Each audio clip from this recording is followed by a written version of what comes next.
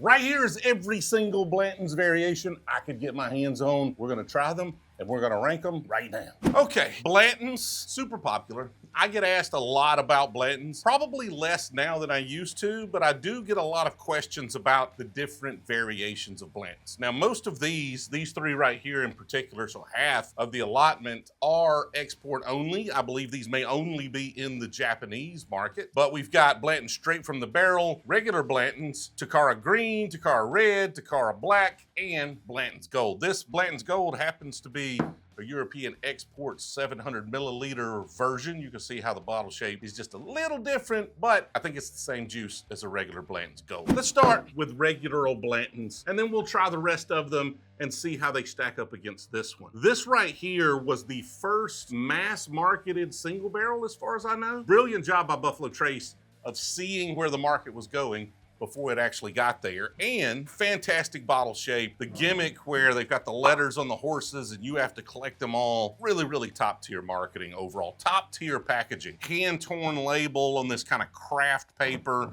really gives it that kind of handmade crafty feel. Overall, it's a nice whiskey. I like Blanton's. I think it's really good. Is it worth the hype it gets? Probably not. If you're not really into whiskey, this is kind of an indicator. Like, you're not super into whiskey, you're kind of getting started into whiskey, or you're kind of casually into whiskey if you're really looking for this bottle. So you see this with folks that like, I like a little bourbon, but I'm not gonna get super nerdy about it. This is a 93 proof whiskey that they can enjoy neat if they want to. And it's that smells fantastic. What I like about Buffalo Trace is just all of that sweet red fruit, almost like an apple note there. That is just beautifully crafted whiskey. Nice viscosity for 93 proof, and there's not a lot of things in that 90 proof range that I'm a big fan of. Keyboard warriors, hit those keyboards. Give me some hate on the Blanton's love. This is a good bottle. Now, the further I get into my bourbon journey, the less I want these just super sweet, quintessential Kentucky bourbons. My God, there's just nothing bad about that. But how does that stack up to the Takara Green? Some of these may be older, younger, whatever. I don't really care when it boils down to it. Is it better or is it worse? This is 80 proof. It's Blanton's, but they took 13 proof points off of it. And you'll see that a lot with these green labels. It's usually younger, it's usually lower proof. This smells nice. I don't get as much of the fruit forwardness. It's a little more like vanilla, just good Kentucky bourbon. That's a fine bottle. I don't get all of the things I like about Blanton's from that. It seems like it's a much less sophisticated pour, and there's not as much going on flavor-wise. It's much more vanilla forward, much less red fruit forward. Little bit of red fruit through the mid palate and finish, but not near as much. The viscosity's not the same. Like, overall, this is just a much, much lesser experience than regular Blanton's to me. So we're definitely gonna put this behind regular Blanton's. I'm gonna assume this is gonna be the worst one, but I don't know. We'll try these other Takara editions especially. And that next one is Takara Black. I think this one's a little extra aged or something. It's a little different than your normal Blanton's. It is still 80 proof like that Takara Green there. But how does it taste? Because that's the only thing that's important. It smells better. It's still bland. Like, I don't even know if I like that as much as the green. It's fine whiskey, like a good Kentucky low-end bourbon. It's kind of the same as the green. Honestly, maybe a step back. It feels like it's got a little extra oakiness on it, but I don't know if that's a difference in single barrel or if this one was aged a little longer, but the oakiness doesn't come across as complexity or interesting. Honestly, takes away from it a little bit.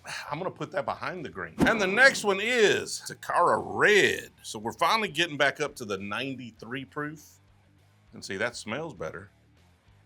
We're getting back to good whiskey, but I still think that is a little blander and not as good as the regular Blanton's. So I'm gonna put that one above these two, but behind the regular Blanton's. Now, the complexity in this ranking is that all of these are single barrels. And so this barrel may be different than the next barrel. and it may hit a little different. But right now, it's just not as interesting to me. Like, I would much rather have just a regular Blanton's than any of these. These right here are just fine. They're just okay. Not anything for me to go out of my way for. Which brings me next to Blanton's Gold. Now, this one is 103 proof, which is right in my wheelhouse. Like, that is where I love my whiskey. 100 to 110 proof if we're drinking it neat. Oh, that shows. Honestly, the vanilla comes through more than the red fruit on the palate, but there's a lot of red fruit there.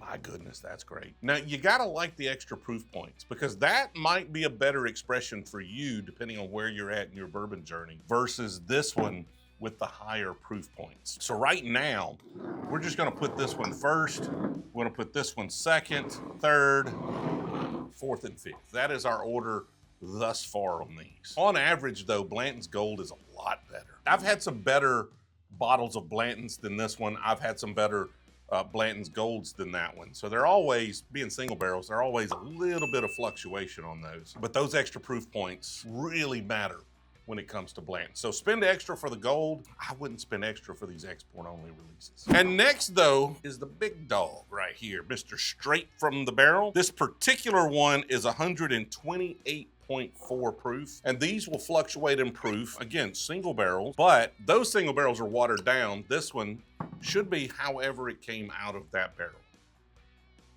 It's funny how all of that red fruit sweetness that everybody seems to love on Buffalo Trace actually is much, much stronger on the regular Blanton's. Probably why they chose that proof point. For your average whiskey consumer, that's going to be the best one. That's gonna be the one that everybody likes. You probably need to be a little more into whiskey to enjoy something like this, or maybe even the Blanton's Gold. So if you're just kind of new to your journey, that's probably gonna be the best one for you drinking neat. This one, a lot of spice, a little more barrel char on that one. Still sweet, still a little bit of fruit. Vanilla comes through a little stronger on it. Like overall, completely different experience than the normal Blanton's. Like if you had handed me this and told me this was a completely different Buffalo Trace brand, I would believe you, because it's not close to that kind of red fruit forward sweetness. Now, I've had some Blanton straight from the barrels that are my favorite Buffalo Trace product. I've had some of these. I'm like, this is almost B-Tag level goodness. Beats a lot of the Stag Juniors. This one's not one of those barrels. Still though,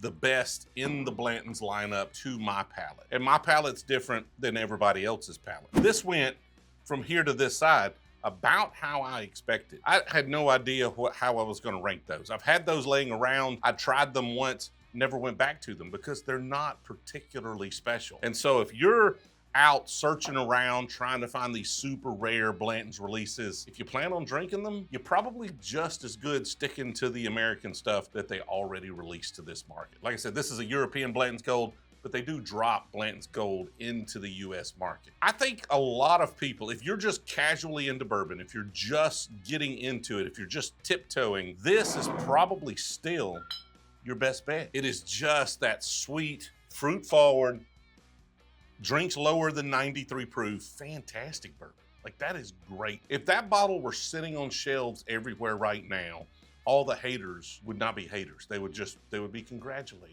They would love it. They would just be on board with it. It gets the hate because of how much hype and how much the folks that are just kind of into bourbon go after it. Not to get on my high horse. I do have a high horse, my soapbox. We try to focus on the community aspect of bourbon. We try to foster an open and welcoming community, and we can all do better at that. But like hating on people because they search after or they want a particular bottle of bourbon, not a great way to foster them into the bourbon community, which is one of the reasons we started creating content, is because there was so much hate about every decision you could possibly make. Like right now in the comments, there's somebody hating me on this video for no reason whatsoever. Like, I love feedback. Give me constructive feedback. Right now, give me constructive feedback on how to do these videos better. Love that. Want it. Take it to heart. Read every single one of those I can. Like, just hating on somebody because they're a fan of Blanton's or they're just kind of new, not really gonna help the situation any, not gonna build any goodwill to make them bourbon enthusiasts. The thing is, the folks who are doing that kind of hating probably don't want them to be bourbon enthusiasts. They don't want them sticking around and buying bottles that they want. Because I found a lot of the community is just kind of selfish. Like they want the bottles and they're mad they can't get the bottles. You read our comments on any hunt where I get a really nice bottle and it's like, dude, you got 1,000 bottles. Why do you need to get that really nice bottle? You should have left that bottle and let somebody else get that bottle. I mean, I wouldn't then have that bottle to review and share with you. And we share it with a lot of other people that come through here as well. I don't want to foster that kind of community. I want to foster a community that gets the bottles, that shares the bottles. And it's not all about hard to find stuff. That's why a lot of our content focuses on more craft things. I mean, these kind of bottles get the views, but realistically, it's the smaller producer, up and coming producer that we feel, we provide the most value to and that we really, really want to help because those people need the attention. It's going to be a tough market for the next few years. Blanton's not going to suffer. Honestly, they're probably going to put more and more and more of this stuff out over the next 4, 5, 6 years. As community stewards, we can do a lot to be open and welcoming. No need to hate on what is a fantastic bottle of bourbon. Appreciate y'all watching all the way to the end. We'll see y'all in the next one.